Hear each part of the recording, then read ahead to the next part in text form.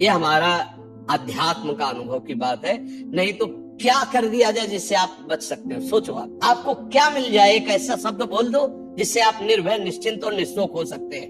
एक बोलो कि ये मिल जाए तो मैं बिल्कुल निश्चिंत हो जाऊंगा और आज से कोई कामना नहीं करूंगा। बोलो, कोई एक बात बोलो। नहीं बोल सकते। आज हमारे बच्चों में बहुत जल्दी इतना सोचने की क्षमता आ गई है कि अब तो यार जीवन किस काम का। कहीं कोई ब्लैकमेल कर रहा तो जीवन, अरे हमें लड़ना है। तो ये जो बच्चा बोल रहा है कि हम भयभीत हो जाते हैं, हम शोकित हो जाते हैं, हम आगे, ये नकारात्मक सोच ही तो है। क्यों है? क्योंकि आधार नहीं है। आधार हो तो फौरन उसकी काट है। भगवान है ना, प्रभु है ना, ऐसा कैसे हो सकता है? हम उनका भजन करते हैं, हम उनके आश्रित हैं, ऐसा कैसे हो सकता है? महाराज जी ये तो सोच रख लिया और इससे हम पार भी हो गए। महाराज जी फिर जब असफल हो जाएं उसके बाद हमारा क्या मान्यता रहनी चाहिए? सही बात पूछो तो जब आप ऐसा करोगे तो असफलता में सफलता का ही आनंद अनुभव में आएगा। सकारात्मक सोच ही जीवन का सुख है। नहीं तो दुख और सुख और जय और पराजय ये टिकाऊ नहीं है। जैसे दिन टिकाऊ नहीं है, ऐसे रात टिकाऊ नहीं, ऐसे सुख टिकाऊ नहीं है, ऐसे दुख टिकाऊ नहीं। कोई सदैव विजयी नहीं रहता, कोई सदैव हारता नहीं, कोई सदैव सुखी नहीं रहता, कोई सदैव दुखी नहीं रहता। ये क्रम चलता रहता है। दुख के अवसर पर हमें हमारे विचार बचाते हैं हमको। अभी हम अपने विचार में अपने को बीमार मान ले तो हम कल से आने लायक नहीं रहेंगे, ध्यान रखना। हम आज अब भी नहीं मानते कि हम बीमार हैं। तो हमारी नेगेटिव सोच जो है ये बिना भजन के नहीं जाएगी। और अगर ये बनी रहे तो अरबों रुपया हो, खूब बड़ा पद हो, पति, व्यवस्था, पत्नी, सब कुछ हो, लेकिन नकारात्मक सोच तुम्हें चैन से नहीं रहने देगी। पक्की बात मान लीजिए। इसको सुधारना है तो सत्य पे आइए, धर्माचरण कीजिए, पवित्र चरित्र रखिए और नाम जप कीजिए। आपकी सोच बदल जाएगी। देखो, आपकी सोच अच्छी है तो आप थोड़ा कम पैसे वाले भी है ना, गरीब भी है तो मस्त रहेंगे। सोच सही नहीं है तो चाहे आपके पास अरबों रुपया हो, आपका जीवन नरक जैसा रहेगा। क्योंकि आपकी सोच अशांति, कलह, नाना प्रकार की वासनाओं में, खेल में फंसाकर आपको नष्ट कर देगी। तो हमें लगता है कि बिना अध्यात्म के चिंता, भय, शोक इसका दूर होना बहुत कठिन है। नाम जप करो, चरित्र पावन रखो। आज प्राय चरित्र को हम नहीं सुरक्षित रख रहे। ये समझ लीजिए कि चरित्रवान के पास ईश्वर चरण चूमता है। चरित्रहीन चाहे आप जितना धन एकत्रित कर ले, शांति और सुख का अनुभव नहीं कर सकते। अब ये बात शास्त्र की और संतों की मानना स्वीकार करो तो अभी आनंद की अनुभूति हो जाए। हमारा चरित्र देखो, हम राम चरित्र गाते हैं। राम जी रघुवंश में प्रकट हुए और रावण उत्तम कुल पुलस्त करनाती, ब्राह्मणत्व उत्तम कुल पुलस्त करनाती, लेकिन चरित्रहीन हो गया तो राक्षस कहा गया। समझ रहे? चरित्र गाते हम, राम चरित्र गाते हैं। मां केवल अंतर है नहीं, वही बड़ी रा उसमें भी लगी हुई है। रा वह रा मां, वही भगवद अंश है, जय विजय और कोई दूसरा नहीं। ये लीला करके दिखाया कि एक चरित्रहीन हो गया तो राक्षस है, चरित्रवान वही भगवान। सब में भगवान है, वही अब लीला कर रहे हैं। देखो, हम अपने चरित्र को पावन रखें, हम धर्म से चले, नाम जप करें तो अब कहीं भी आपके अंदर नकारात्मक भाव आपको परास्त नहीं कर सकता।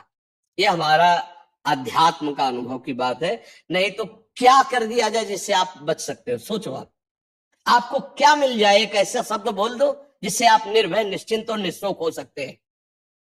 एक बोलो कि ये मिल जाए तो मैं बिल्कुल निश्चिंत हो जाऊंगा और आज से कोई कामना नहीं करूंगा। बोलो, कोई एक बात बोलो। नहीं बोल सकते, क्योंकि एक के साथ हजारों बातें लगी हुई है। एक केवल वो है कि परमात्मा मिल जाए तो फिर सब पूर्ण हो जाए। जिसके पाने के बाद कुछ पाना बाकी नहीं रहता, जिसके जानने के बाद कुछ जानना बाकी नहीं रहता, और जिसको अनुभव करने के बाद कोई भय नहीं रहता। 5 वर्ष के प्रहलाद जी हैं, त्रिभुवनपति हिरण्यकश्यप है, सकारात्मक सोच है, मेरा हरि मेरी रक्षा कर रहा है, बाल बांका भी नहीं कर पाया, नहीं कर पाया।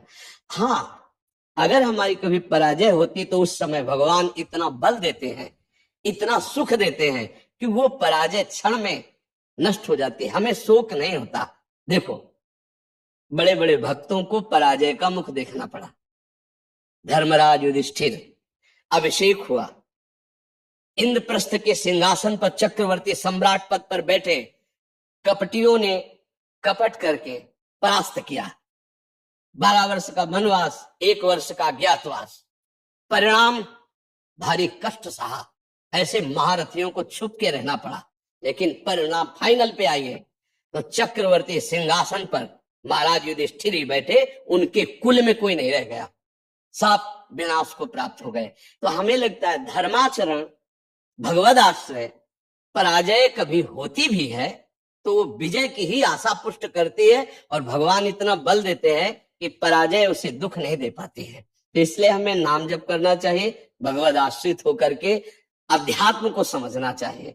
आज हमारे नवीन बच्चे अध्यात्म को नहीं समझ रहे, तो बड़ी आचरण में बड़ी अपवित्रता आ चुकी है। आप देख लीजिए कैसे कैसे गंदे अपने जीवन को इन अवगुणों से युक्त कर लिया गया, व्यसन, व्यभिचार। अब ये अध्यात्म का ज्ञान ना होने के कारण अपना नाश कर रहा है। तो चरित्रहीनता, गुणहीनता और नकारात्मक सोचे, अगर इनको हमें ठीक करना है तो हमें बहुत सावधान रहना, हमें अपने चरित्र को बचाना है। आज हमारे बच्चों में चरित्र सुरक्षित नहीं रह पा रहा है। आज बच्चों का जीवन बड़ा संकटपूर्ण जा रहा है। बात पक्की समझना, हमको जब ऐसी बात आती है तो हम दुखी होकर के बोलने लगते हैं कि आज हमारे राष्ट्र का जो ये नवीन भविष्य है, ये संकटपूर्ण परिस्थिति में जा रहा है। गर्लफ्रेंड, ये बॉयफ्रेंड, ये व्यसन, ये इनको चैन से नहीं रहने देंगे। नवीन नवीन अवस्था के बच्चे जब गंदे आचरणों में फंस जाते हैं, अब उनको ब्लैकमेल किया जाता है, वो अपने माँ बाप से बता नहीं सकते कि दूसरे से कहने घुटते रहते हैं, और अगर ज्यादा घुटन आ गई तो अपने आप को। तो इसलिए हमें लगता है अध्यात्म को समझा जाए और नाम जप करते हुए चरित्र पावन रखा जाए। आपका इसमें कोई संशय? हाँ, आप अच्छे आचरण वाले बने, खूब नाम जप करें और धैर्य पूर्वक विश्वास रखें कि भगवान मेरे साथ है। अगर कभी ऐसी हार या पराजय या दुख आता है तो हम उसको सहने के लिए धैर्यवान रहे, हम उसमें इतना निगेटिव न सोच जाए कि हमारा जीवन से ही निराशा हो जाए। आज हमारे बच्चों में बहुत जल्दी इतना सोचने की क्षमता आ गई है कि अब तो यार जीवन किस काम का, कहीं कोई ब्लैकमेल कर रहा है तो जीवन घरे हमें लड़ना है। हम कल भी कह रहे थे कि बच्चों को चाहिए माता पिता से दोस्त जैसा व्यवहार करें, और माता पिता को चाहिए कि बच्चों से दोस्त जैसा व्यवहार करें। दोनों आमने सामने बैठकर उनके हृदय की बात को जाने और उनको दोस्ती की तरह सपोर्ट करें, तो आगे बढ़ सकते हैं, वो दलदल में फंसे हुए निकल सकते हैं। नहीं तो कई ऐसे गंदे बच्चे होते हैं जो अच्छे बच्चों को अपने विषय जाल में फंसा करके उनके जीवन को बर्बाद करते हैं। बकाया नकारात्मक सोच के लिए नाम जप बहुत जरूरी है। चाहे आप स्त्री हो, चाहे पुरुष हो, चाहे गृहस्थ हो, चाहे विरक्त हो, जब तक नाम जप नहीं करोगे, आचरण पवित्र नहीं रखोगे, तो वास्तविक सुख का अनुभव नहीं होगा। नाम जप बहुत आवश्यक, इसलिए हम सबसे प्रार्थना करते हैं नाम जप करो, शराब मत पियो, मांस मत खाओ, पराई माता बहनों की तरफ गंदी दृष्टि से मत देखो, गंदे आचरण मत करो। ये मनुष्य जीवन ऐसे गंदी बातों के लिए नहीं मिला। गृहस्थी में हो तो धर्माचरण करते हुए धर्म पूर्वक विषय भोगो और नाम जप करो, भगवान को प्राप्त हो।